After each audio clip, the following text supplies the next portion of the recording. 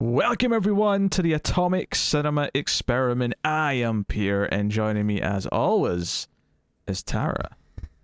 Greetings, citizens. The T in ET stands for Tara. Extra-Terrestrial. No. Okay.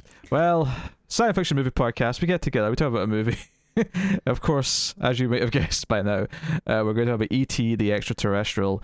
The Steven Spielberg classic from 1982. This was actually the vote winner for the month. What was the theme? Oh, it was alphabet. It was movies beginning with E, F, G, and H, and E.T. was the winner of the batch. So here we are. Obviously, it's a biggie. It's kind of fun that this just kind of randomly won a vote, and now we're doing it. Obviously, I'm not expecting a sequel or a reboot anytime soon, but those tend to be one of the reasons why we might do a big classic like this. So we're here to talk about E.T. It's been a little while since I've seen it. I've seen it a bunch as a kid, and I saw it in Blu-ray definitely, in the 2010, 2011 kind of range. So I mean, it might be a decade since I watched it last before this time. I don't know. Yeah, I cannot remember when I saw it last, but I don't think I've seen it in like HD until today. Oh, really? Bit of a jump, was it? Yes, because I definitely had this one on VHS, and boy, jumping from VHS, like the memory of a movie in VHS, to 4K was something else. Yeah, I had the DVD, I had the Blu-ray, and I watched it in 4K this time. So I've went through all the formats somehow of ET. But so a quick question actually, without getting into anything. I mean, not that I suspect people need to avoid spoilers for ET, but all the same, we'll start spoiler free, and we'll give you a warning before we go into spoilers. But did you get walkie-talkies or did you get guns? I got guns. You got guns, okay. Because for those of you who don't know, I believe it was the DVD release in about 2001-ish, 2002 maybe, maybe 2002 because that would have been an anniversary at the time. Spielberg went back and changed a few things. He added a little bit of CG here or there, and one of the things he did is he replaced there's characters who are chasing the kids towards the end of the film, and they're holding shotguns, and he changed it to walkie-talkies, and there was a bit of a what are you doing? You're George Lucas in it. Why is this? And it didn't affect it that much. Although, admittedly, I do think the moment itself, there's supposed to be an implied threat, and it's kind of right. It's not that threatening if they're just holding walkie-talkies. So, yeah. But yeah, he changed his mind though. When the Blu-ray came out in 2010-ish, he said, you know what, I regret doing that. Film should not be altered after the fact. And he's not saying there shouldn't be you can do a new cut and call it a director's cut, sure, but I'm not tinkering with what's supposed to be the original version, right? This is what it is. Right. So he reverted back. So all the new versions now do have the proper thing, but although if you wanted to go back through Indiana Jones and change that Indy had a relationship with Marion when she was 15, that would be okay with me. That's a bit of ADR. Although I do think the actors sound a bit different now, so it might be difficult to get to match. Might turn to really craggy Harrison Ford and craggy something Allen. Yeah. Karen Allen. There you go. I'll tell you this though, it's not Margot Kidder as Tara thought for years. Decades. Tara had I don't know if it was this on our show or was this when we were talking in the early days of the show, but this was during one of the countdowns. Yeah, you had a realization that Karen Allen and Margot Kidder weren't the same person, and it blew your mind. I thought they were the same person. And actually my father also recently, I had to correct him that they're not the same person, so I guess it's just genetic. Partly so. Although speaking of, we have the inability to see them as two different people. Yeah, speaking of actresses though of this era, we do have one in this movie, Dee Wallace, who this movie kind of made her the mum of she's the mum for ages after this in lots of movies. We into the late 90s, but she was in The Howling just before this, the previous year. She'd go on to be in Cujo. She'd go on to be in a bunch of different things. She's in Tremors, if I remember right. No, she's not. But a woman who she's not. But a woman who looked like her was in Tremors. Right. Yeah, I remember that mistake now. But I don't think I was crazy for thinking that was Dee Wallace, though, because very similar. She had the same hair, I guess. Yeah. What you know? She looked more similar than that. I'm not going to be berated for that mistake. That was a fair Also, mistake. speaking of actresses, is Drew Barrymore is in this. Oh yeah, like 5-year-old Drew Barrymore's in this. She's so cute. She's in here. Like you've got like these are kind of the standout names. What's funny though, obviously the main character Elliot isn't like a huge name. He is still an actor. He is still doing stuff, but he's not. He's not like a huge star. He most notably he was in a Haunted Hill House a couple of years ago, and was pretty good in that. And it was almost like a bit of trivia. Oh, by the way, that's the kid from E.T. who's like the dad in the show now. So that's kind of neat. Wonder, did Michael do anything with Michael, the older brother? He's got a face. Yeah, he's got a face that I mean, it's so ingrained in my mind because of watching this film so much as a kid. But I don't know. He seems like he has a face that I've seen somewhere else, but probably not. Give me a wee second here, because here we go. The IMDb's got a weird order.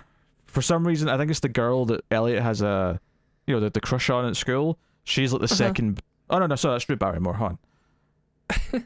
Then Peter Coyote's third. Then Dee Wallace. He's like fifth. Maybe that's just the correct order. It's just that the stardom of some of the adults got in the way of the kids. It's weird, but why would Drew Barrymore get second billing though at this time? She's not in it. I mean, it's not like they know that in 20 years people are going to know who she is. I agree. Well, I mean, it's a movie for the kids. Did she just have an it factor? Like, oh, she's going to be a star someday, we can tell. She was a cutie. Yeah. It doesn't look like he was in a whole bunch of much. He's done some episodes of TV, but he's kind of been done since the late 80s. He was in a couple of things in the 2010s, but mostly he was done by the time the 90s came around. So, So no, basically. So this is the prequel to Stranger Things. It's definitely an inspiration for Stranger Things in many ways. Not just this. I mean, obviously, I think you could add in the Goonies, and maybe to a lesser extent Explorers. But I mean, Explorers is just as important in my heart, but it's not as fondly remembered by the world at large. But yes, yeah. If you don't know the basic premise of E.T., somehow, the little alien gets left behind when his ship leaves without him. Not because they're dicks. There's like some circumstances, but he gets left behind, and he ends up encountering and befriending a young boy named Elliot who looks after him, and eventually his brother and sister get involved, and it kind of spreads from there. And the evil government who want to experiment on him or hunting him down the whole movie. That's kind of your threat. So yeah, and obviously E.T., which they call him because he's the extraterrestrial. He wants to go home. You've probably heard E.T. phones home. In fact, there was a period in the 90s when I was a kid when BT, which was like the largest telephone company in the UK, like they actually had ET ads for their phone line. Like the whole joke was ET wants to phone home, so you'd BT for that. I get it. Yeah. So the whole thing. Where I grew up, I had Universal Studios Hollywood, which had an ET ride, where at the end of it, ET says your name. Okay. It was a big deal. All right, go on. Because they'll ask you your name when you walk into the line, and at the end of it, he'll say your name. Of course, he doesn't know pronunciation. He's an alien. Yes. Wait, he shit all over my my little anecdote about a telephone ad when I was a kid. Tara. He doesn't say Tara. He says Tara. Yeah, I wonder if maybe they were just had someone recording it as they go in, but I feel like a lot of the regular names they just have but we've got that saved. Like there's tons of Peters. Like they predicted that one. Yeah. Because I love the idea that someone with a weird name that they've not thought of goes up and oh, my name's I don't know, Drizzle Bob, and they go, wait, what? Would you accept Bob? Well, the ride's not around anymore. Clearly, that was the reason why. Okay, maybe that was maybe they just got too many people with names they couldn't predict. Too many Drizzle Bobs. Drizzle Bobs. Yes. What? I didn't want to upset anyone with an actual name, so I made one up that was silly. Okay, I was being thoughtful. Thank you very much. So, yeah, that's the gist of ET. I suppose I'll just ask Tara the question: how do you feel now watching once again ET?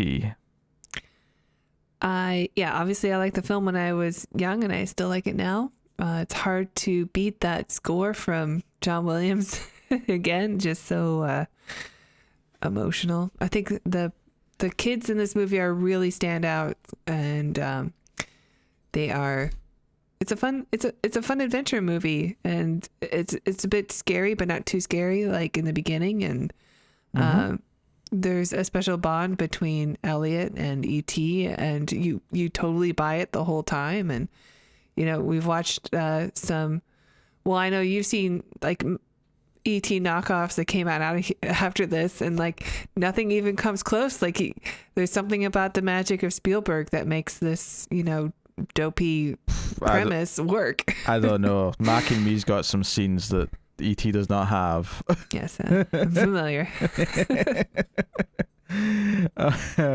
What's funny is I saw Mac and Me probably just as much when I was in single digits. Obviously, as I got older, Mac and Me got left behind because E.T.'s the good one.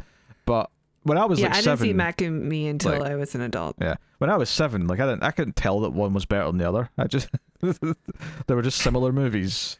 Yeah. When you're a kid, you don't know that there's such a thing as bad movies. Yeah, and we just movies you don't understand yet. And we didn't have Reese's Pieces in the UK at that time, so I actually related more with Mac and Me because I knew what Skittles were. Yeah. As bizarre as that sounds, but hey ho. Yeah, no, like E.T.'s obviously a very good movie. Like I'm not going to try and pretend for suspense sake that it isn't. Right. It's very good. You mentioned the kids being good. I think that's one of the key things here, especially since it did go on to inspire something like Stranger Things, which again, one of the key things about that is that the kids are by and large really good and are like likable, entertaining. They got an attitude to them. They got style. They got bikes. Yeah, and I do think that also goes over to Goonies and Explorers and some other movies of this era that kind of followed on from here. And yeah, that vibe of kids having to work in secret from the adults to do something that is a good cause. It's not like they're doing something that they shouldn't be doing because it's bad. They're doing something that's actually kind of noble, and they're trying to protect someone. Like the good vibes, all that stuff. Like I always dig when kids' adventures go at it from that point. And there is some analysis to be had. I'll get into some of my thoughts on like what the film's doing and things like that. It's it maybe gets a touch too sentimental at times because it is Spielberg. He's sentimental end of the spectrum, but it is well shot. One of the things I noticed this time watching it again, because it had been a while, is it is very well directed. It's every time you see a shot of just the house, there's always this just thick that fog. freaking light that's in that shed out in their backyard is such a stunning image, and I know Spielberg likes it because he used it a lot. But it is a good shot. It's a good look. It's kind of, it's nighttime. There's just this really bright light that causes the what's it called, like the lens flare?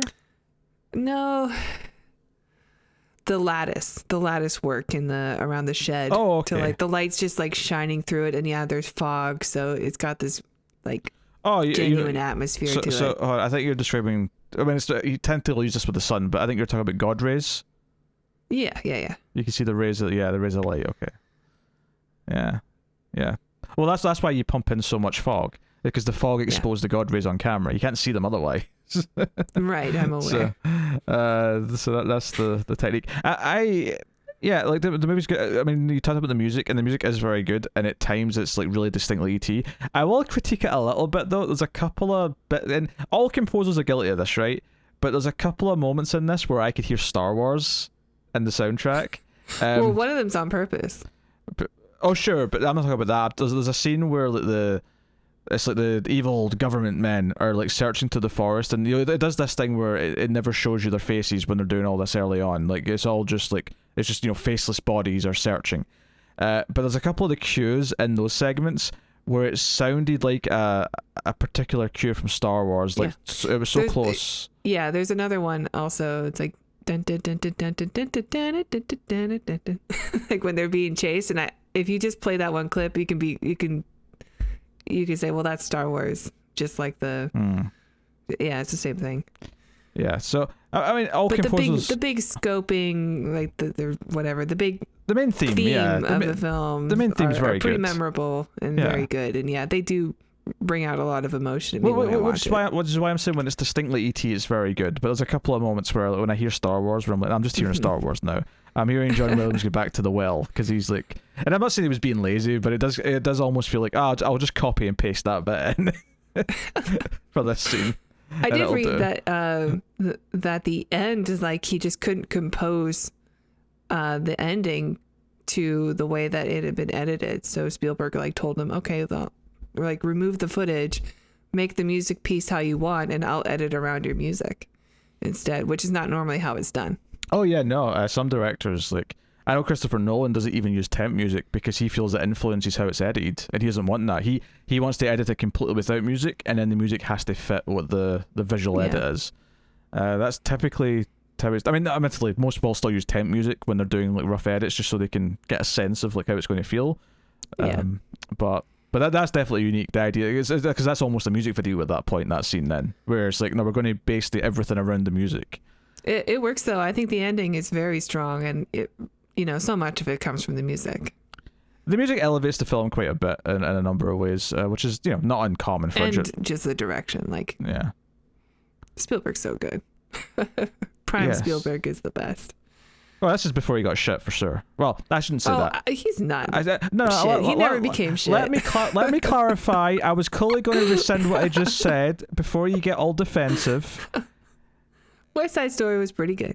I haven't seen that, but before he got kind of meh, okay? He's been meh for about 25 years now. I don't think he's meh. I think he just doesn't make movies that you like. I think all of his movies are like great. They just, they're not your interest. Oh, Lincoln was so boring. No, I will not accept Lincoln was good. Lincoln was good. Lincoln was not good. It was like... It was good. It was good for fixing insomnia. That's about the only thing that movie had going for it.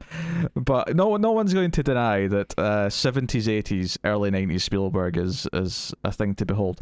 But I will say E.T.'s not like my favorite of Spielberg's like big films. Like I loved it as a kid. It's still very well made, and you can feel the craft as you're watching it. And there's a lot of really great little touches in the script to give it a little bit of extra meaning, to give it a little bit extra weight.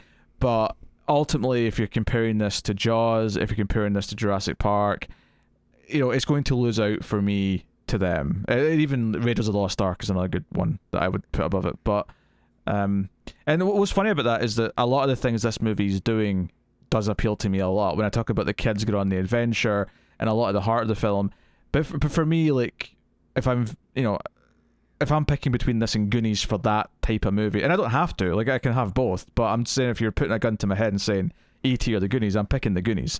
But no, I would definitely pick the E.T. over the Goonies. I think Goonies is a fun adventure movie with kids, but I think there's a heart in E.T. that Goonies doesn't even come close to. That's fair. I would say there's more of a heart in this too. Now we've not done this movie yet. I'm about to reference, but I know you've seen it. And I don't want to talk about it too much because we are going to do it someday. But I will say... No, not but I will say, probably the thing that sticks out in my mind is the closest thing to E.T. that is E.T.-like is the Iron Giant. It's kids. And in this case it's a robot, but it's still an alien. And the heart and the what the robot's offering the kid. Even some of the themes are the same. Obviously it takes some different tactics as the movie goes on, but... it's the one that in my head sticks out as being the closest in terms of like similar plot and similar ideas. So I'm just throwing that out there because I was thinking about Iron Giant a little bit when I was watching this. I'm like, yeah, I kind of see the parallels here a little bit, which obviously I'm not all I'm saying here. Obviously, I suspect Iron Giant was inspired somewhat by E.T. That's not surprising. Probably a pretty safe bet. Yeah. But yeah, so E.T. is very good. E.T. is great. It's just not my favorite of Spielberg's, upper tier. Okay. Yeah, it's not my favorite of his either, but it's definitely up there with his best. Like, if someone told me, if I was like having a discussion with someone who was convinced that E.T. was the best Spielberg movie, I'm sure they could talk me into it, because it's not like it's that far down for me on my list either. Like, yeah, it's a great movie. Like, when Spielberg was like in his prime and making movies that were exciting and all great and things that I was interested in, like, all of them could be the best movie of all time. Yeah, it's just like, and part of this is down to taste, admittedly, but it's like fifth or sixth probably for me if I'm thinking about his filmography.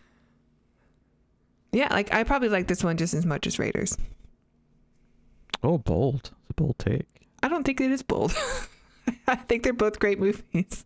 Bold. I think it's a little bit bold. Yeah. Now, there's a lot of things I do like about this, and when we get into the spoilers, we'll talk about the themes and what it's doing with its characters and whatnot. I think some of the broad things we can talk about right now, though, is we can talk about E.T. himself, the creature effects, the animatronics, the puppetry, all that jazz. Because that's obviously a big part of this, and it's funny because, like, the first time you see him kind of shuffling along, right, when you see him like in the garden or whatever, yeah, it's like, okay, it's a little bit goofy, you could tell it's a little bit stiff, but then there's other things, like when he's taking a drink of a can of, I think it's a beer or something like that, and you can see like they've actually put in the puppet like a sort of gulping thing in his neck, and it's like, oh, that looks really good, like that actually feels alive.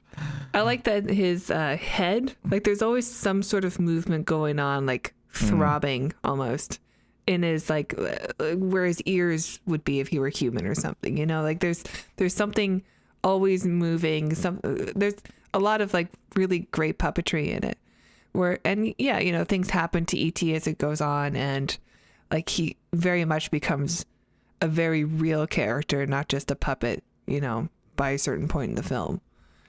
Yeah, as he means more to the characters, you kind of like just buy into it a bit more. Like, that suspension of disbelief, I think, is not completely not there at the start, right? But I think the first time you see him, you go, look at that puppet. You have to get into it a little bit, I think.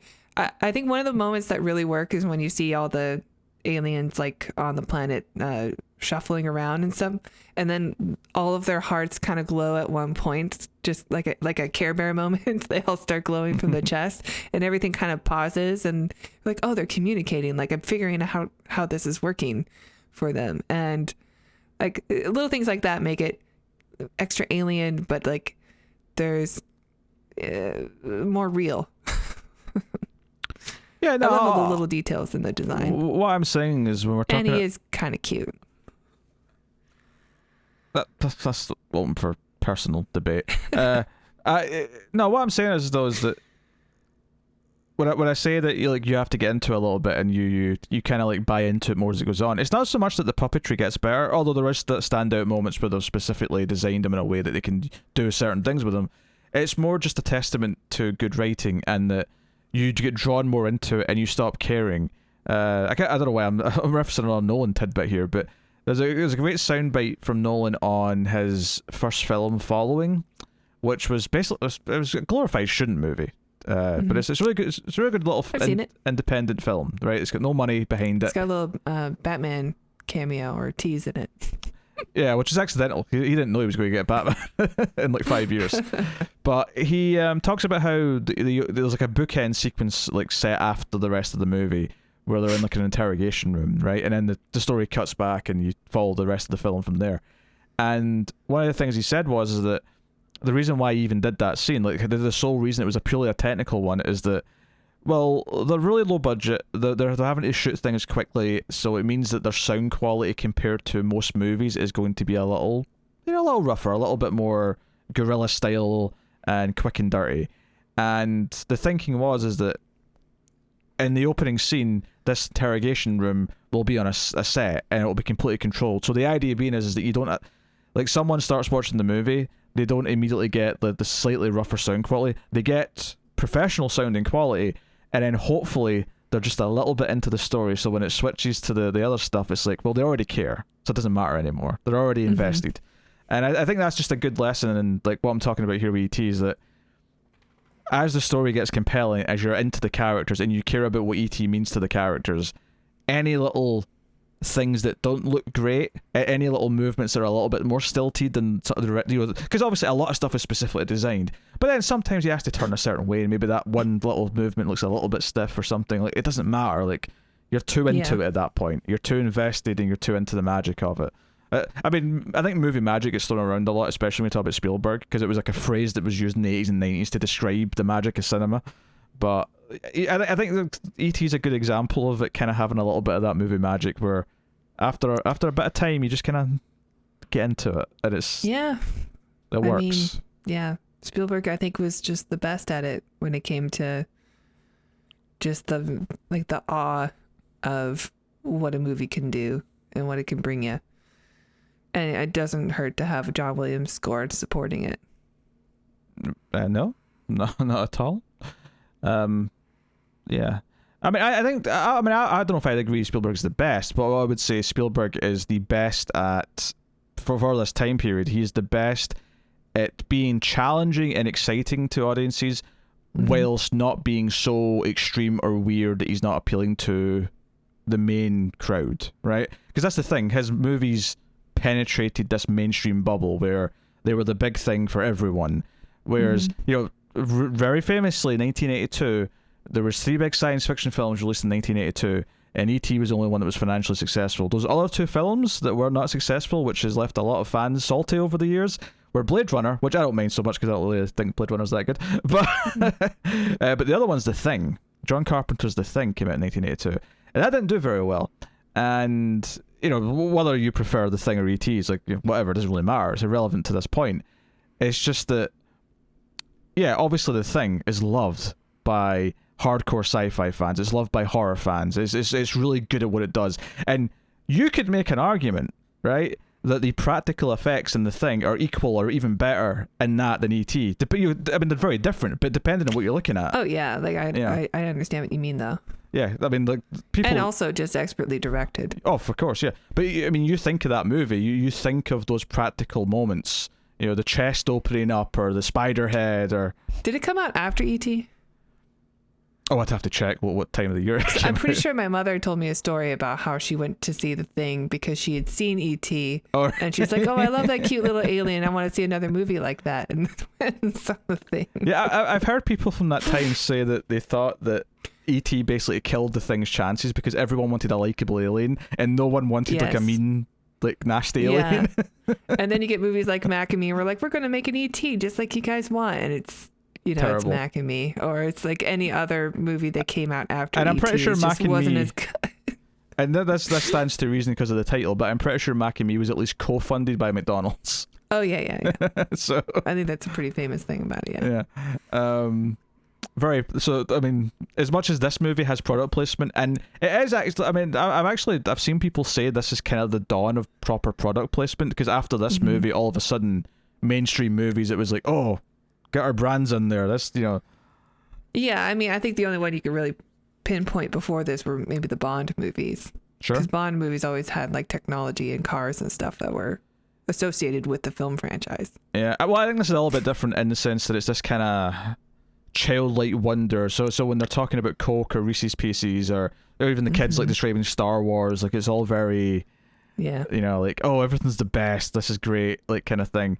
I mean, don't get me wrong, it's still product placement when it's a fancy car, but it's like, it's like, it's a fancy car and only people of a certain wealth are going to go and buy this fancy car. Yes. Same with the... Yeah, and I think watches and stuff like that were popular with Bond. Yeah. But even, I assume that those will also be fancy, expensive watches. Like, I'm sure, yeah. As opposed to... Whereas this is like, oh, you saw Coke and, McDonald's in the movie. Go buy some Coke and McDonald's. Yeah. Originally, they wanted M&M's to have... to be used instead because they're just more widely known. And the Mars company said, no, like, we don't think your movie's going to work. The alien's too scary or whatever. And so they went with Reese's Pieces, and apparently the Reese's like stock skyrocketed after E.T. came out. Hey, so sometimes there's those hindsight blunders that you look at and go, well. I mean, the Mars company's doing just fine, but Yeah. It's not like we've all forgotten what the Mars company is. but they definitely were like kicking themselves for sure. And I'm sure like they have accepted many a product placement since ET after that mistake. Mm-hmm. They're like, oh yeah, you can put a Mars bar in there, have some M&Ms. In fact, hell, what am I talking about? The M&M like cartoon characters are like a movie theater staple. Like they're literally like, it's been a long time since I've seen them actually, but like for a long time they were like always in one of the pre-roll things. Oh yeah, they still are. They recently changed it, but for like 15 years they had the same like turn your cell phone off commercial before the start of the film. There's always like this little mini action movie that plays out. But they recently updated it. I think maybe they heard my rant. I was like, come on, just make another one. We pissed off that crazy Canadian. We have to. When you go to the movies as often as I do, like, yeah, you need to just spice it up a little bit. My first job was is a little tangent. My first job was at a movie theater, and I got there. It was for the Man Theaters, which is like, the kind of famous in California, but they're not around anymore. And the first thing that went was they used to have like Man Radio, where they would have music from recent movies that had come out. And that was the first thing that went. So for like a year, we had one CD with the same 12 songs on it that I had to listen to every single day on repeat. I'll never listen to Vanilla Sky again. You gotta have variety, because some of us are in the theater a lot. Well, back to E.T. Back to E.T. Back to E.T. Yeah, so we did veer off the puppetry stuff into other things, but yeah, all that stuff is very good. The cast we kind of touched on. The kids are very good. The adults, I mean, it's really just Dee Wallace, and then there's like one notable scientist dude towards the end. Peter Coyote. And they're fine, but they're supporting actors in this, which is, okay. I mean, it's impressive when you think about it, like having a movie where all the leads are kids, like that's dangerous ground to be playing on. You got to really find yourself some good kids and know how to direct them. They did. Yeah. I mean, I sent you the audition tape for Henry Thomas. Like, I recommend people watch it. Like, it is heartbreaking. It is so gut-wrenching to watch this boy cry in an audition, and he just nails it. And he was hired like on the spot. Yeah. Spielberg says, "Congrats, kid, you got the job." It's really funny hearing that. I think he's crying when he says it. It's really funny hearing that, because it's like, for some reason, I mean, obviously we need kids in movies because it'd be weird if there was no kids, but it's like this one like sort of like profession that you're allowed to work when you're like 6. It's weird. Yeah. And sometimes I think about it and I think, it's kind of a bit messed up. I mean, there's a lot of rules in place. They're all allowed to work certain hours, and there's a lot of things in place, but yeah, it's kind of weird that there's this one profession where you're allowed to do that. Well, I mean, even as we like get further along with technology, like children are making tons of money off of YouTube and Twitch and stuff. And like, how do you, control that? Nothing is as belittling as realizing there's a 12-year-old who's like a millionaire already. Like, yeah, because they just open up boxes on camera. I know. Which leads to them being able to afford more boxes to open, yes. And then it's just this cycle of things. Very weird, but hey, maybe I should start opening up boxes. People want to watch me open up boxes. I'll do it. I don't want to watch that. Yeah. So no, I mean, like he is good. He brings this kind of raw emotion, but he still feels like a real kid at times. There's a scene at the start where he's like insisting that he be let in. I think if they're not playing D&D specifically, they're playing a D&D style game. Yeah. And he's like, I want to play it, and he sounds like a real kid, nagging his big brother to let him be involved. Yeah. As somebody who had like an older brother and a younger sister, I can relate very much to Elliot and being told like, okay, you can play, but actually being taken advantage of, like, No, but you got to go get the pizza first. Or... Yes. Which, by the way, like getting the pizza, this pizza guy, he's got it made. Doesn't even have to get out of the car. Like the kid just comes and like takes it out the car window. I don't think I've ever seen anyone do that. Yeah, I can't remember if that's ever been a thing for me. I mean, maybe it's just a case of he knows the driver well enough that he just like the driver's just happy to hand it out to him. But like, you know, or whatever. like maybe they are trying to hide it from mom, so maybe True. they didn't want him to come up to the door, so That's they true. waited for him and then That's like at the window and looked out. Yeah. What was funny though is that she says like who said you could order pizza, which you know is very relatable. Like you know, parents not letting you order food. But I'm like, well, they didn't. It's not like they had money. They had their own money. So I'm like, what? Like the concern I think, at least from my parents growing up about ordering food, was never like the act of ordering food. It was I'm not paying for it. Yeah. That was the problem. So if you have to get I mean, when you're a kid, you have to get permission for everything, though. Yeah. But I agree. Like the dialogue from the kids, like just with each other, is so genuine, and I think Spielberg's always been good because he kind of does that thing where, it's a very Spielberg thing when I see it in other films, even where people are like talking on top of each other, and it feels very natural and very like improvised and organic, like you're just watching a real conversation. But what's impressive about it though is that it's not improvised and organic for the most part, because it would be a mess if it was just like let them go. It has to actually think about this and like how much overlapping is it before it's too annoying to listen to, how much overlapping is it before you can't understand what the key points that we need to get across in the conversation are. There's actually a lot of really specific. But he's going for a feeling though, right? Like it's just a feeling of that. That high energy. I guess it's like you're trying to like give the impression of chaos, but it's completely controlled, and that's tough. You know, there's a skill in that should be complimented. I love the moment where like where you know Elliot says something that's hurts his mom's feelings, and like the mom walks away, and his brother just looks at him straight and says, "I'm going to kill you."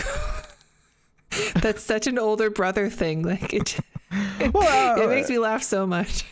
Yeah, well, I think what maybe we'll do is we'll give a spoiler warning then, so we can start talking about it, because I think that's a good scene to kind of, because that scene kind of sets up. It is basically the beginning, other than the ET's arrival. Well, I think that scene's really important and good though to start off the conversation, because that scene sets up, I think, the most important element of the movie. Okay.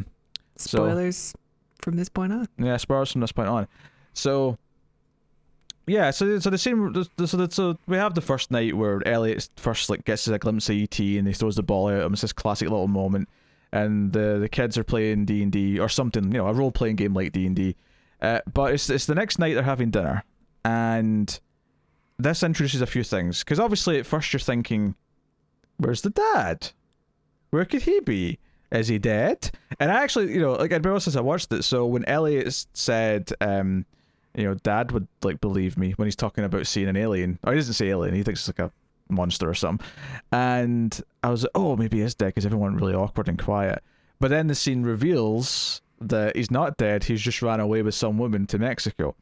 And I think there's a lot of really smart things in this scene. Obviously, you're setting up the idea that there is a father who just abandoned them and left, which is not a subject that Spielberg has only tackled this one time. Jurassic Park notably also has that subtext theme in there. But you mentioned the bit with the brother, with where Michael kind of like looks at him and says, "I'm going to kill you," because or even before he says that, I think there's a moment where he just sort of gives him the eye. He's like, "Don't even bring up Dad." Yeah, he just like stares him down, like, "I'm going to kill you," like you messed up. But this is the weird thing. As much as he's been a little bit of a, the big brother who's like, "I'm not letting you play" kind of character, that moment is him being like, no, this is going to hurt my mum's feelings. I'm actually, he's sticking up for his mum in a weird way here, and it actually makes him likable. It's like, you know what, for any faults you have and for the over the top threats you're going to give your little brother, your intention here is actually quite noble. And it sets up, like, there's a little moment at the end of the scene where Dee Wallace says, but he hates Mexico, and she sort of tears up a little bit, and it's the idea that he's went to Mexico with her, like she's and because little Drew Barrymore is the one, little Gertie is the one who says like, oh, he's in Mexico with Sally. I can't remember her name. She's like, but he hates Mexico. But it sets up, obviously, the idea that the dad's not there, but it also sets up how everyone in this family is feeling about it, which is great. You know, the mother's struggling and she feels abandoned as a wife, clearly here. The older brother's trying to kind of step up a little bit and not be the man of the house, but the way that he's sort of looking out for his mum, it kind of feels like, okay, he's trying to be tough. Keep some order, at least with his siblings. And then Elliot, of course, is feeling it, and he's kind of using it, not necessarily in a mean way as a tool, but he's bringing it up and he's talking about it, and he's not... And which is almost, and then at the extreme end you've got the little sister who will just blurt out anything to do with it. She's just an observer. Yeah, she's neutral in it, but she doesn't know the impact yet because she's so young. Yeah, whereas Elliot kind of does though, and he's using it, which is like, okay, so he understands more what he's doing when he says things like that. He's bringing this, and I don't think he understands fully. I don't think he understands fully how much it's going to upset his mother when he says a couple of the things that he says. I think he's saying it because he is trying to like win the fight, but I don't think he quite gets that he's going to make his mother cry. In fact, at the end of the scene, he goes over and starts washing dishes without dispute because he feels bad. Yeah, because he messed up. Yeah, he's seen the effect of it, so he does do something.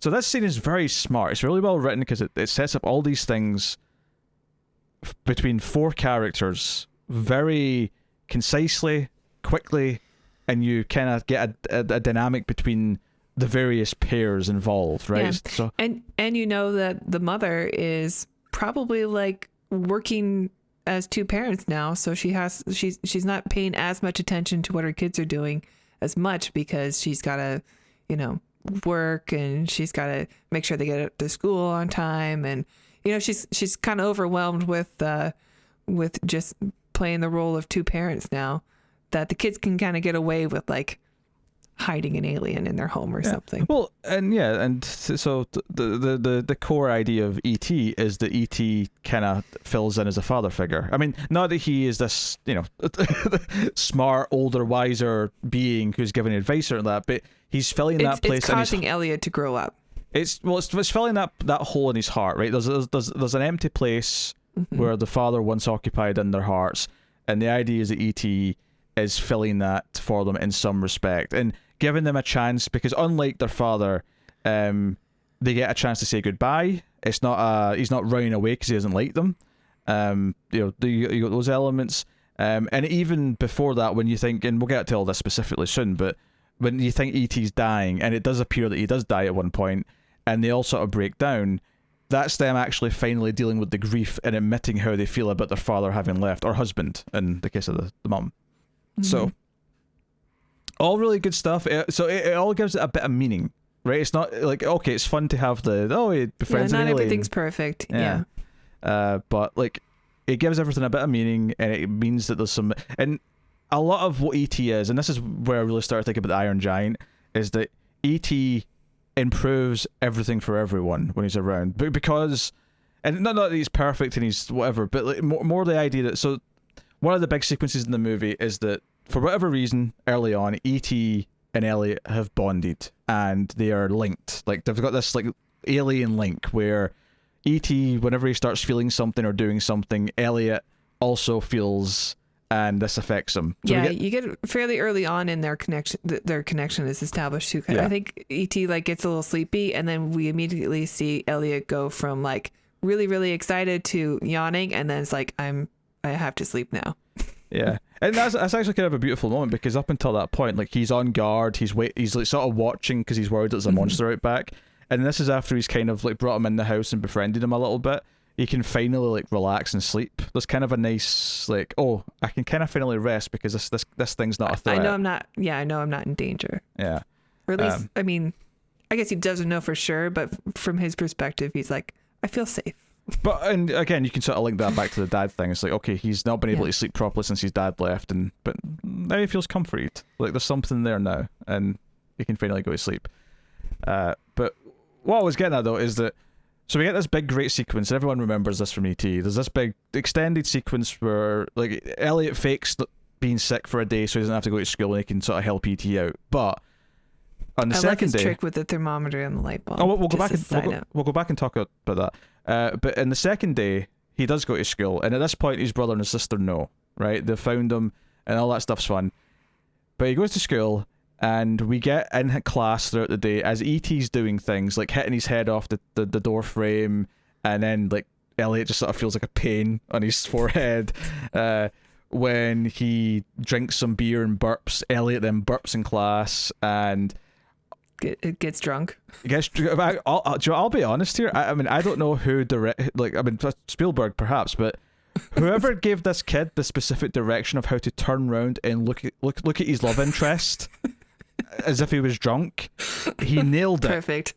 It was the way he sort of like looked cocky at her, like, ain't I great, was like, you look drunk. Like, I'm not convinced they didn't just get some liquor out and just like down. I mean, honestly, this might be like my favorite performance from a child actor ever. Well, I have one little nitpick thing that I don't enjoy. Like, even as a kid, I don't enjoy it. But like when he's on, like, he nails it though. Sure. This kid's so good. But yeah, all this stuff is really fun. It's entertaining, and this is the great thing. It's not telling you there's a link between them. It's showing us there's a link between them, and you understand it because bit by bit you get. It's fun. Yeah, like, it's fun. It's a funny moment. And but bit by bit you understand it as an audience what's happening here. But what's really nice about it, so this is all incidental stuff, but the stuff that comes after this, which is when E.T.'s reading a comic book, and then he's watching TV. Is that all of the things that E.T. feels that then translate to Elliot, none of them are bad. They're all good qualities. They're all good things. The idea that he doesn't want to harm the frogs, he wants to, because that's what they're doing, they're dissecting frogs in class, right? This is the big scene that's coming up. All the frogs been leaving and running out, and him like, freeze, flee, go back to the jungle or whatever. To the river, yeah. Yeah. So like you have all this stuff, and then when he sees the famous moment where he's watching the movie on TV, and there's the big romantic kiss, and that's when Elliot swishes the girl around, steps in the kid's back, and smacks her with one. Right? And it's all very sweet. It's all very nice. What's so good about all this? It's entertaining, it's funny, and it's sweet, and all those things. But what's so good about it is that the idea is that E.T. is like giving him all this confidence to do all these things that he feels a certain way about. You know, when he's looking at the frog and the teacher's like, oh, don't worry, we're going to like knock them out, they won't feel a thing. Like, Elliot's thinking, I don't really want to hurt this living being. Like, I don't want to dissect this frog. And he gets the courage. The teacher even says, like, even its heart will still beat when you cut it open. Like, this is so fun. Which is notable because one of E.T.'s features is that when his heart lights up, you can see his heart. Like, it's a thing. So it's kind of already, the idea of a heart still beating is already kind of in your head in the movie.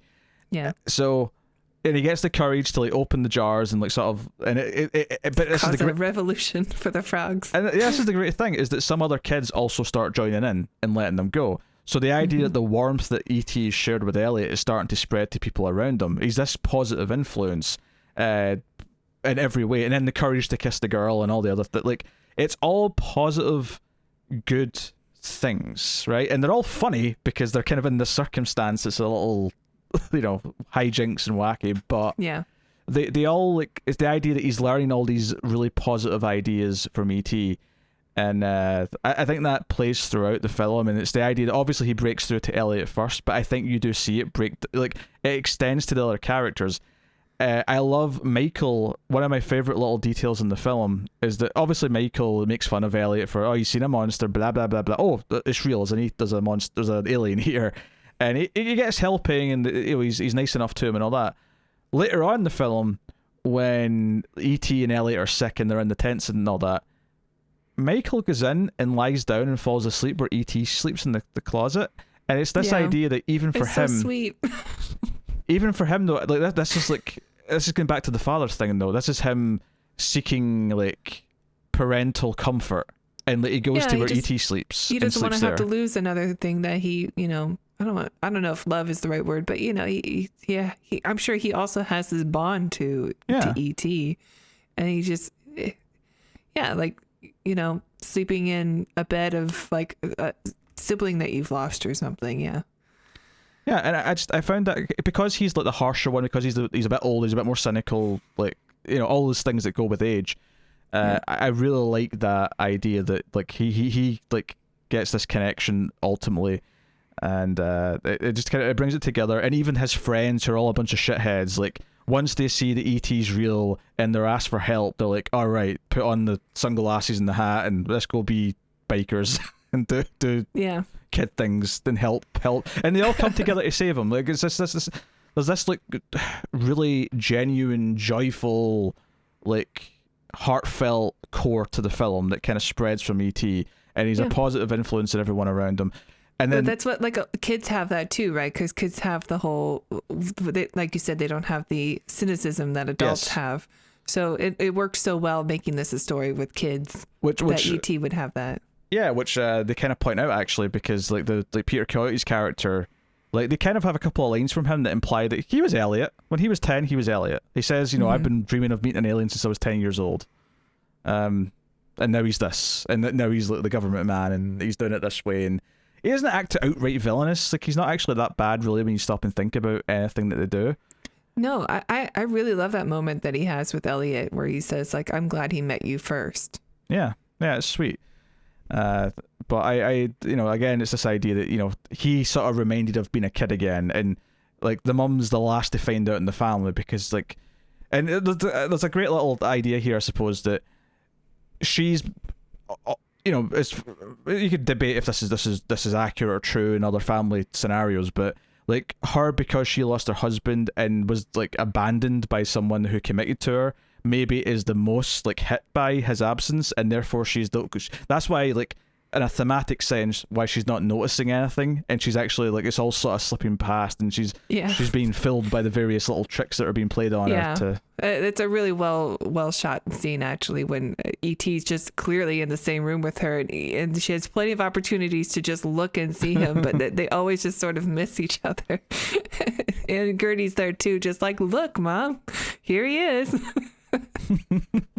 I don't want to hide this from you. Here you go. Here he is. Yeah. It's really well done. And I love that, E.T. has just trashed her house, but she's got teenagers at home. So she's like, well, yeah, there's just going to be garbage here sometimes, I guess. Like, I don't know what's going on. I don't have help anymore. So I'm just the only one that's taking care of all this. She even sees the open beer cans and like smells it and like, maybe I'll talk to my kids about this later on or something. Or I'll forget. Who knows? She's just so overwhelmed. Yeah, I mean, maybe she's like, well, the oldest one, I guess. Like, if he's having a couple of beers in the house, I suppose I can live with it. Did I drink this and forget about it? Oh, maybe. Yeah. Maybe she's just not sure if she drank it or not. Because there is a line of dialogue where she's restocking the fridge at one point, and she says, "Man, I went through so many groceries like so quickly, like." Implying that this, like the fridge got emptied in like 3 days when it's usually like 2 weeks worth of food or something. Right. Because E.T. just, devoured everything. So no, it's all good stuff. Well, yeah, we can go back and sort of look at some other scenes and ideas in the film. I wanted to talk about just generally the heart and the dad stuff. There's a couple of other specific things that I'll get to, but for me that is like watching it now and sort of really thinking about it as a film and not just like watching it as a kid and like being excited by the flying bikes or whatever. Like that's like, okay, there's a core here. Moment, though.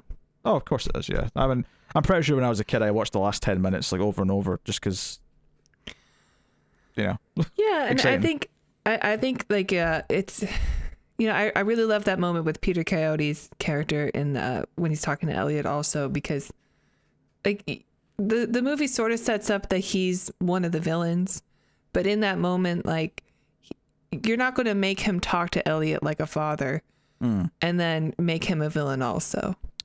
Yeah, like he's never like directly, I think, the one chasing the kids after that point. Like presumably he is still kind of like far back, still on pursuit because like it's his job and he's supposed to be like involved, but they never, and I think that's part of the charm of like never showing like the G-men's faces. I think that's the way. I think that's what you should call them in this, because that's what they are. They're these they gangster? Unseen G-men, not government men. Come on now.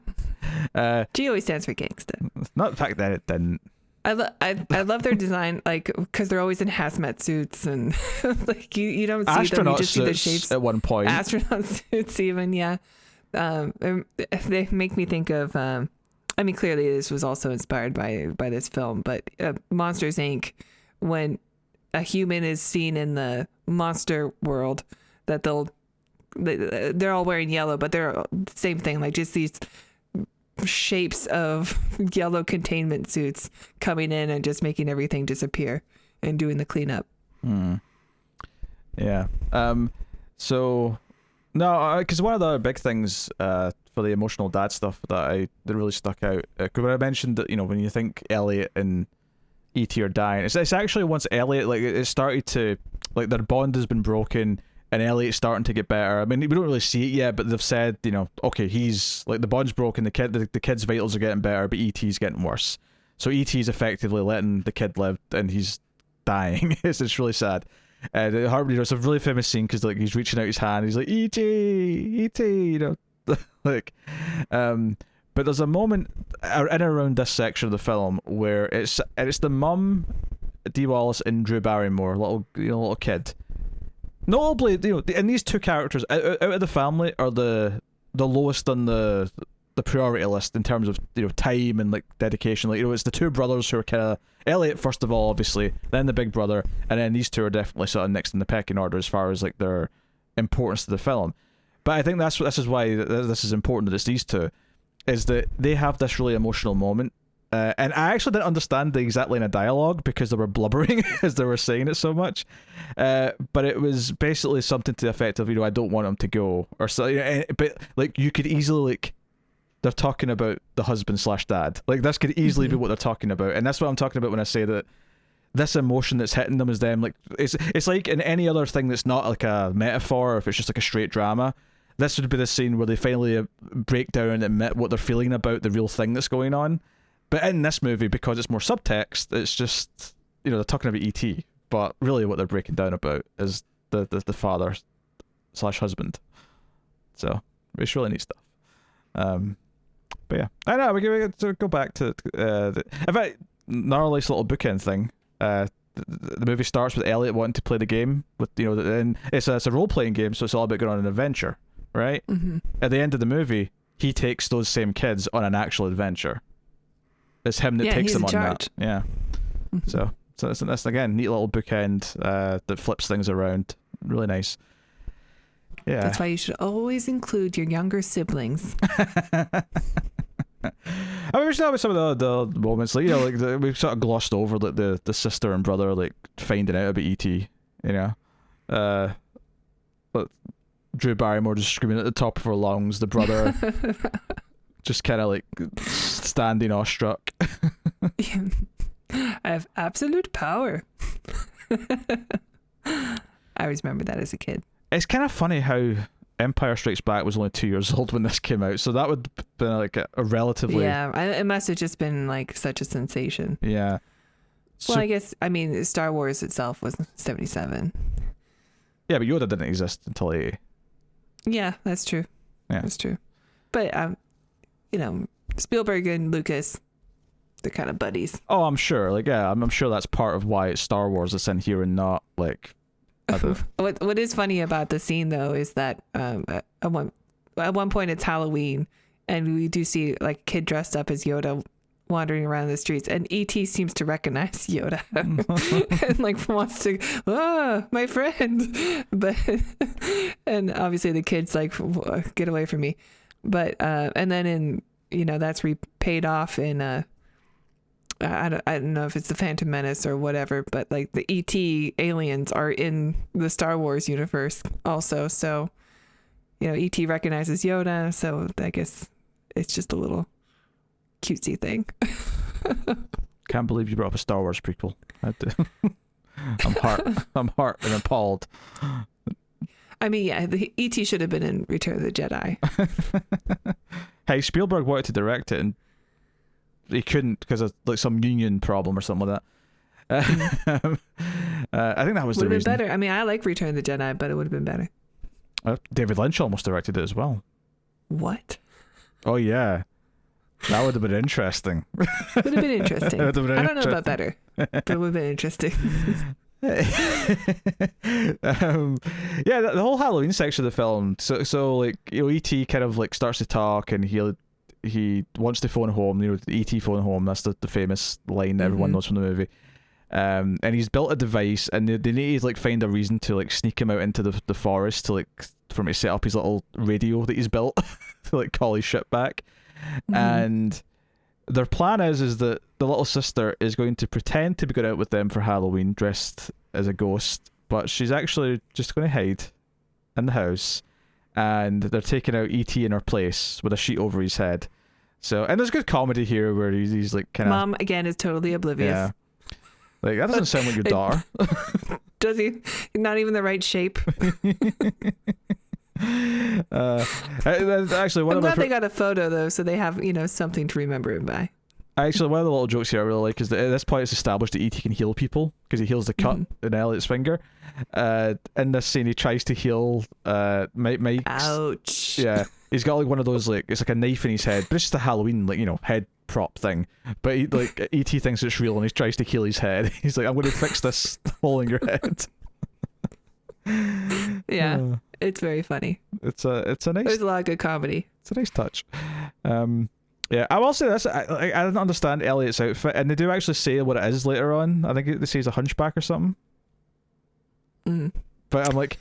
He's wearing it seemed very pieced together. Yeah. He's got a grey hoodie and he's got some like grey paint in his face. Like, that's basically it. I thought maybe a zombie. I don't think they would have been popular at the time, but I mean, Night and Dawn were both out, so I mean it's possible, but I mean we know it's not. They say it in the movie. I'm just saying, like there could have been some zombies in Halloween 1982. I could buy it, or probably 81 really when it was filmed, realistically. Yeah, I could see it. Actually, do you know what I like? Is the use of the location. They do a lot of stuff with looking down in the suburbs from the hills and all that, and like at the start you see all the G-men like with their. I will say, like, I really like the shot, but there is something artificial about it. There's a shot of like it's like looking out down at the city, and like the men are like just walking around with flashlights in the foreground, but there's kind of like an artificial like sort of blurriness to them, and I don't know if it's because they like green screened this or they did something, but there was like something just a little like phony about it. That was kind of... I don't think I noticed. Clicking with me, but it's a nice shot otherwise though. It's like a nice visual, and all the stuff of them searching at the start is quite good. I actually completely forgot, because it had been such a long time since I'd seen it, that we see other ETs at the start. I had forgotten that you start with the ship and you start with... I love the moment where they all freeze and their hearts glow at the same time. Because I think I just, in my head remembered, like, no, you start at the house and then it's, the baseball, and like, you start from there. You don't start with ETs. But yeah, there's a good 5-minute little segment of creepy horror stuff almost, of, not so much that it treats the ETs like horror, but it's treating the men that are coming for him as horror. So, that's good and stuff. they take off, and not because they want to, because they have to. Yeah. And you have the Halloween segment, like I was getting to, which is where we learn the ET. I mean, we see him float a couple of things before then, but he actually picks up the bike and like flies Elliot to the right spot. And the main theme kicks in full high gear for the first time. It's really... And we get the Amblin, Amblin Entertainment logo. Yes. Which is not egotistical. They picked it after this because it was in this, not... I mean, yeah, it is an iconic shot. It's so good they used it twice in the film. But it would be funny though if they already had that and said, no, we're going to shoehorn it into the movie. We're going to put our logo into this movie. Yeah, that would be amusing. But yeah, it's after this though, because Elliot doesn't get home that night, and then obviously Dee Wallace is worried.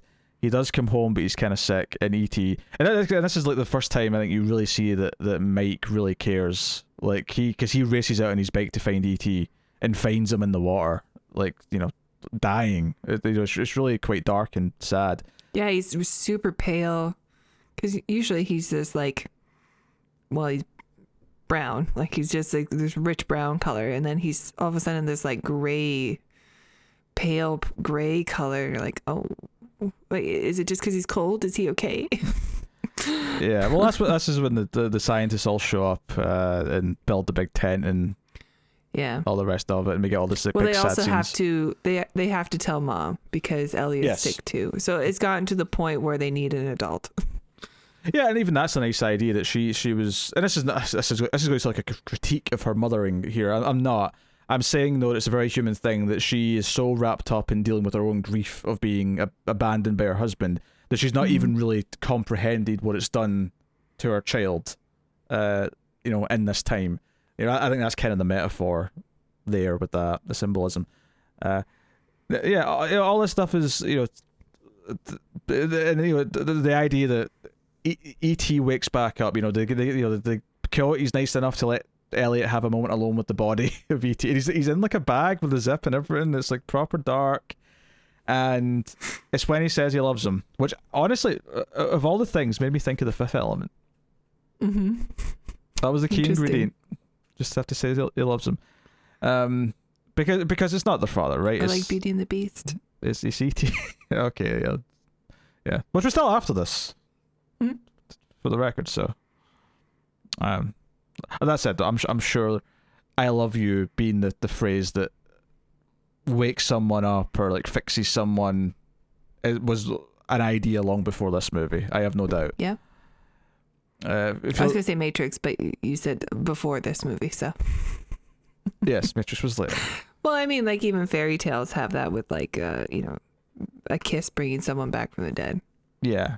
Well, which is the same kind of sentiment in a lot of ways. But like this idea that love's what reunites him. You could almost argue that like I keep saying E.T.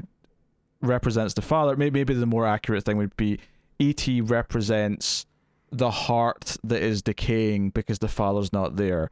So saying he loves him is like, no, your heart's alive.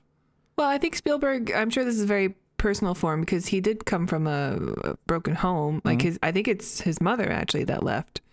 And so I'm sure like, having that missing family member is causing their family to feel, like incomplete and broken and, filling that in with someone else that's now uniting them and bringing them all together.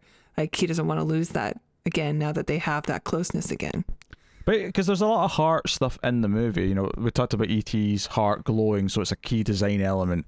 You mentioned the frog scene. They're talking about the heart still beating when they're dissecting it. So the idea that E.T.'s helping them find heart or fix their heart is that's like a big part of it. So that comes up a lot, either visually or in dialogue. So yeah, a lot of nice ideas. Before we move on, the one thing about Henry Thomas' performance that I don't love is his inhaling while speaking to convey that he is sick. I don't like that. Okay. Even as a kid, I was like, why is he speaking like that? Why is he?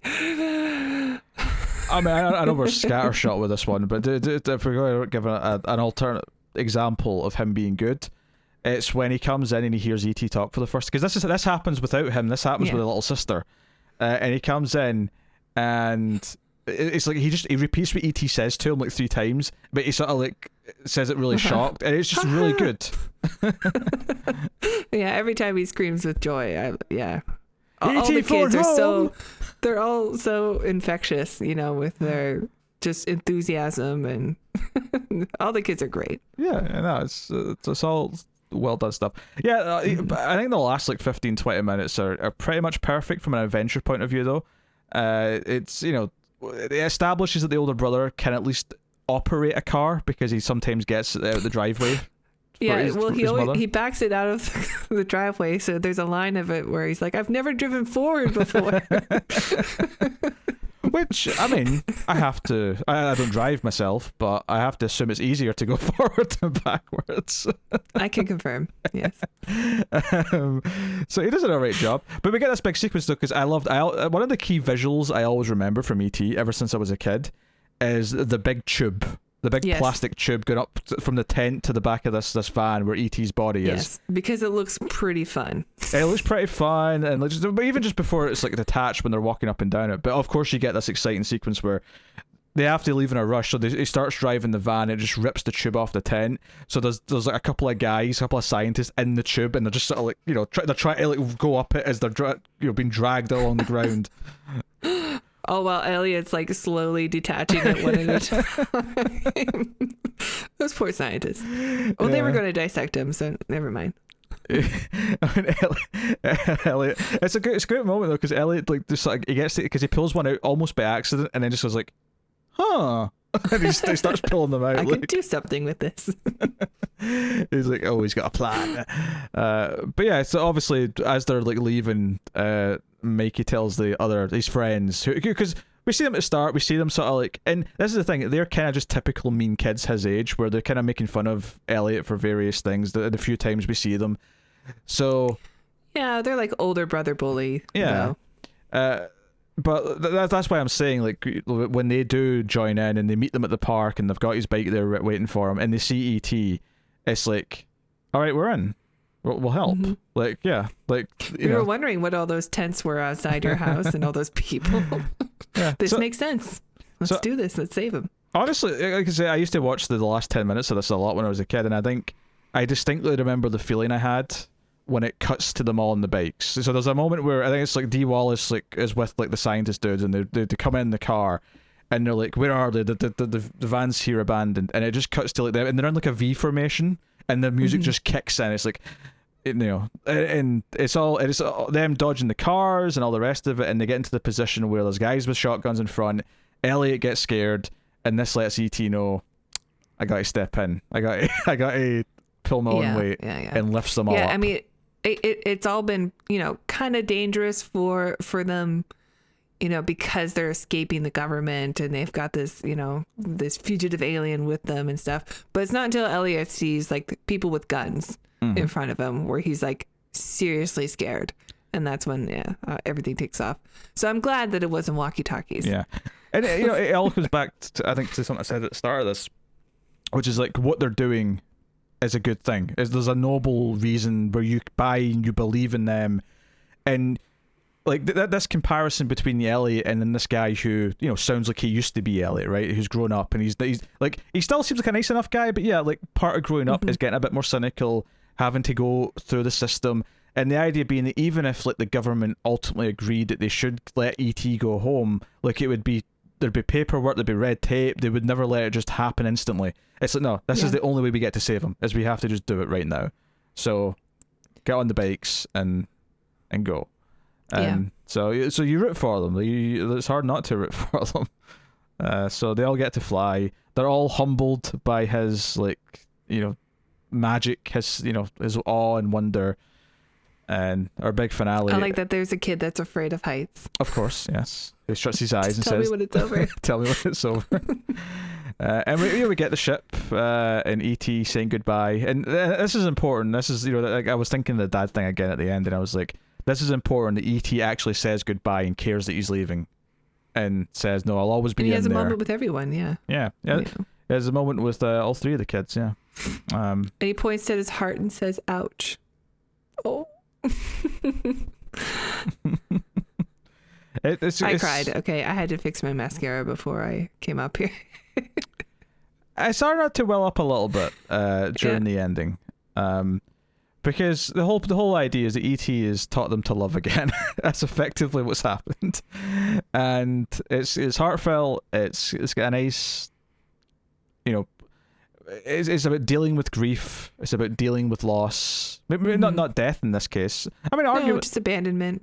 I mean, I mean, is it worse? I guess it just depends. Well, I mean, yeah. I mean, it can feel like a death because it's a death of that relationship. You know, they don't have the father. They don't have the family unit anymore that they just took for granted before. I'm just thinking in my head, though. I mean, it doesn't really matter which one's worse, but I'm just thinking in my head, if you're going to debate it, someone dying, it's like, okay, it's really sad because they died presumably young, and it's tragic, and they're not around anymore. Yeah, but they didn't leave them on purpose. Yeah, they didn't sully who they were by like making a choice to abandon them. Yeah, they didn't like reveal their true colors or change. Yeah, but it depends how they left, I suppose. Like, it sounds like this asshole just ran away with someone younger. Not a lot of notice. If it was the sort of thing where like they acted like adults and he said, look, I don't think this marriage is working, we have to like come to, you know, we have to talk about separating, and did it in an amicable way, then it would be like, okay, this is not worse than a death because he's still nice enough, maybe he still wants to see his kids, and so on and so on. Yeah, it sounds like just from the context of what we get in the film, it sounds like he's a man who didn't want to be a husband or a father anymore, or at least not full time. No. Which is why it really hurts Dee Wallace when he's used as a weapon against her. It's like, well, Dad would believe me. He's like, oh, maybe you should call him. Yeah. He's in Mexico. I'm the one who stuck around, okay? I'm the one who's here caring about you. Yeah. I love that moment with the brother with Michael. I want to kill you. Yeah. Well, as I said, I said it already, but it's super endearing because it's like he's looking out for her. Like, this is actually a really noble little threat. It's just such a maybe my older brother is also named Michael, so it might just be giving me flashbacks. Like, this is just so realistic. See, I'm an only child, so I can only, go off like occasional witnessing of siblings rather than firsthand. But yeah, it's very accurate. It feels very realistic from what I've seen. So yeah. No. So, yeah. I mean, is there anything else you'd like to add about the movie? Any scenes we might have glossed over you think are worth mentioning? Any elements that are worth discussing? I don't know. I mean, it's been a fun discussion. I think it's a really good movie. I don't know what else to say about it. It's a very good, well-made movie. Yes. It's funny, like I said, it's maybe a touch on the sentimental side at times. And just a touch, just a smidge, right? Just a smidge. Like, Spielberg would get worse at this. I think it's an appropriate amount of emotional. Like, Saving Private Ryan, I think, is basically ruined by how sentimental that movie gets.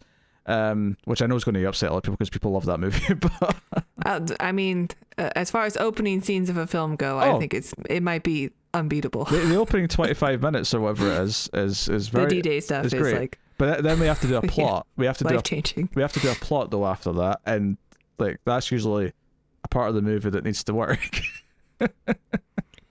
Yeah. So I like Saving Private Ryan. Yeah, it's not my top Spielberg for sure, but it did change war movies forever for the better. But I say that, and as much as I'm like, I like how heartfelt it is. I like how positive and uplifting the idea of this film is and what it's kind of doing for its characters and about spreading the love. Now,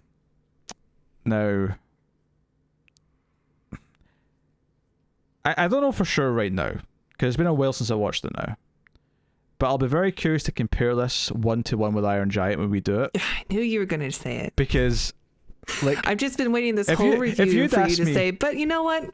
I like Iron Giant more. I've been waiting the whole review for you to say it. I'm not saying it, but I'm saying if you'd have asked me before I watched this again, I probably would have said, yeah, I think I like Iron Giant more. I think watching this again, I'm like, oh, I'm not so sure. I think I have to watch Iron Giant again to like make my choice. But yeah, well, I've only seen Iron Giant for the first time recently, which I mean, and it was a good movie. Don't take this as a knock against E.T. I'm just saying this to praise Iron Giant because I love Iron Giant.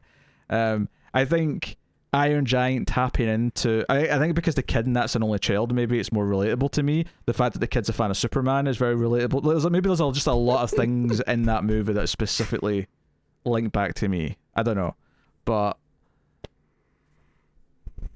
even Superman 4, The Quest for Peace. Being a fan of the character of Superman does not mean being a fan of every single thing the character of Superman has been in. Thank you very much. That was my favorite one when I was a kid. Was 4. Nuclear Man. Given that you went on to be a Mystery Science Theater and riff tracks connoisseur, that does not surprise me one bit. With yeah, I guess it checks out, huh? With Lenny Luthor, the nephew, and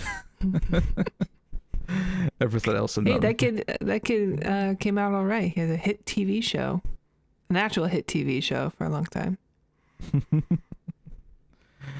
Oh dear! How dare you? I just realized what you said there.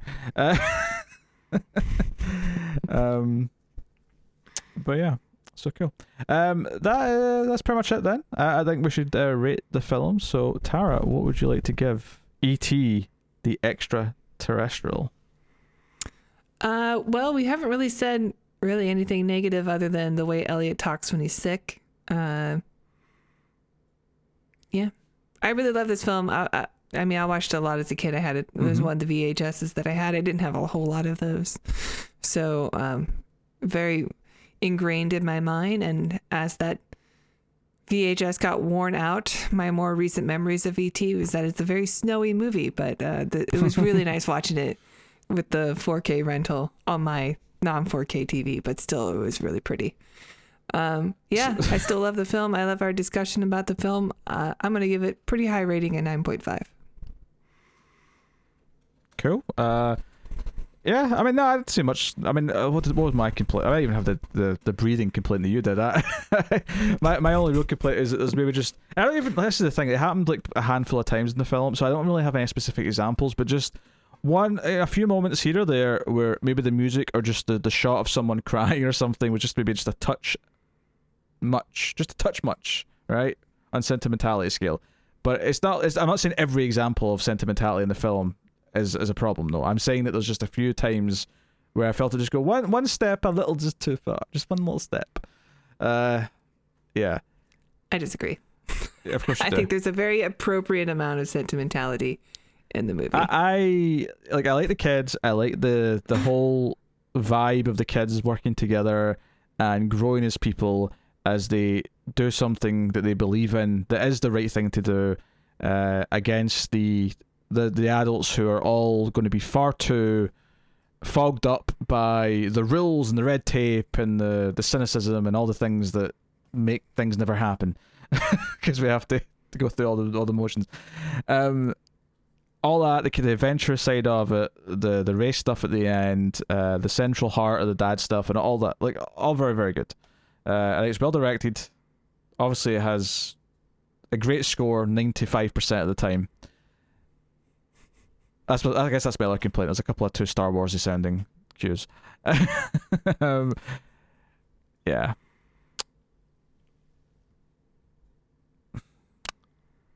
I'm happy to give it a 9 out of 10. I wrestled with it a little bit in my head there, but 9 out of 10. But ultimately, I like a bit more menace, which is why I like Jaws and Duel. Duel's fantastic. You'll never hear me. Or Jurassic Park, that. obviously. Yeah. I mean, we'll never talk about Duel on this podcast because it's not sci-fi, but it's great. Or it's Jaws, free on YouTube, I'm pretty sure. for that matter. But Duel's great. Jaws is great. But we've already Jaws is excellent. already done Jurassic Park, and we've done Close Encounters, which we have to do AI. We haven't. I've never even seen AI, so that's something to do at some point. Yeah, we've done Minority Report. We've done War of the Worlds. I think we're running out of Spielberg. Yeah. But yeah, as far because Close Encounters is obviously from the good era of Spielberg. I would say this is better than Close Encounters. Like I like Close Encounters, but it's, it is a little. It's not as cohesively together. It doesn't matter. I think. I mean, they're both great. Honestly, like I think they're both great films. I think E.T. is just a little bit more clean. I think with Close Encounters, there's just because of the type of character it follows. There's just not characters to root for in the same way that E.T. has, or even Jurassic Park or Jaws has, where there's like these likable characters who you're rooting for either for survival's sake or for, in this case, try to save an alien. Close Encounters inherently is kind of a bit. I mean, it's really heartwarming by the end, but it's inherently a little bit more colder. I mean, he does leave his family. He does, yeah. There's an unlikable quality to somebody, even if you understand why he's doing it, and that's part of the examination. Right. But yeah, anyway, so yes, I'm sure one day I'll do a top 10 Spiely list and have to solidify where all these things go. But needless to say, E.T. is one of the good ones. So yes, if you haven't visited it in a long time, give it a whirl. See how you feel about it now, and have a good time.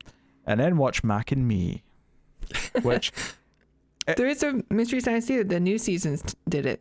Oh yeah. I mean, if we had planned ahead, maybe we would have decided to do the bonus movie next as Mac and Me, and we're not. But we will definitely do that as a bonus movie one day. We could. We haven't recorded ours yet. We could just postpone. We already watched the other one. We already watched the other movie though. I watched it twice actually. So no, we're definitely doing the movie we watched, but Mac and Me will come to Patreon someday as a bonus episode. And Patreon bonus episodes, of course, you get access to the entire back catalogue for $1. Isn't that right, Tara? That's right, Peter. If you enjoy our reviews, please check out our Patreon page. It's patreon.com/MildFuzzTV. And if you donate as low as $1 per month, you will get access to our bonus movies, as was already stated. And if you donate $5 per month, you'll get access to some reviews early, including the Ace. You'll get a day early, and some other shows you get a week early. So that's fun too. Yeah. And of course, one of the higher tiers is you get to be a Patreon producer. And I will take my time right now to thank our producers for the month. So thank you to Tyler Hess, Cindy Palacios, David Short, Boardnow, Christopher Moy, David Brown, and Al Tribesman. They are producers for the month. You can also support us by liking, subscribing, dinging the bell for notifications on YouTube, or rating the podcast 5 stars with a little review on iTunes or wherever you get your podcasts from. So do all those things. That is a little bit of a weird order here, but I do have to get Tara to pose for the thumbnail. I don't know if you have like a little basket you can sit in like ET with like a that'd be so cute. towel over your head. I've got my ET Star Wars shirt on. Ow. Because of Star Wars references and ET, you're saying this is ET Star Wars shirt? Yes. Nice try. All right, 3, 2, 1, pause. Very good. Yeah. And also, I suppose we should tell you what's coming next week, because we do have something planned. So we're returning. That's right, Peter. We're returning to a franchise that we started a little bit back. We did Predator. We did Predator 2, which means next on the list. Predator 3? And I know some of you, some people at home are going, Predators? And no, because next up in the Predator mythology is actually EVP. Alien versus Predator. So look forward to that. I am. Next time. Basically, the reason why we're doing AVP with the Predator movies is because there's less Predator movies than Alien movies, so it just made more sense to put them with the Predator movies. But we will be doing Alien 3 for Alien Day in late April. So, yeah, look forward to that too. But there you go. That is the show. That has been the Atomic Cinema Experiment. We have hit more or less our 85 to 90 minute runtime. So hopefully you enjoyed the discussion and the show. It's just funny to me how consistent we are, except for those odd random episodes that are like, no, we have to talk about this for 2.5 hours because the movie's just either that dense or that bad. Because there's some. Yeah, there are some that we passionately hate. Yeah, or just have that like Terminator 3. Yeah, Terminator 3, Terminator Salvation, Terminator Genesis. Terminator Dark Fate. All the other long ones is because we like them. Yes. Yeah. So sometimes the bonus episodes on Patreon can end up being a bit shorter because the type of movies we pick, because of these schlocky B movies. We don't usually do like a spoiler-free section. That's true. Yeah. The exception to that though is Time Cop, which I think is like 2 hours long. It's a great film. There's a lot of tangents in that one, I think, admittedly, but still. Well, that was our early days. Yeah, we've perfected it, is what you're saying. Yeah. Best podcast on the internet. That's right. About science. The only podcast. About science fiction movies starring a Scotsman and a half Canadian, half American. I'm not half, I'm both. Aye, so it's still kind of half and half. Well, yeah, it kind of implies like that my parents are like, one's Canadian, one's American. Oh my god, my cat's destroying my apartment again. No, both your parents were Canadian and they both turned into Americans. So half and half. They transformed. Well, I can't argue with that logic. Oh dear. But yes, that is the show. Thank you very much for joining us here on the Atomic Cinema Experiment on the Mail Fuzz Movies YouTube channel or your podcast app of choice. We always appreciate it. Keep watching science fiction and computer ad salsa.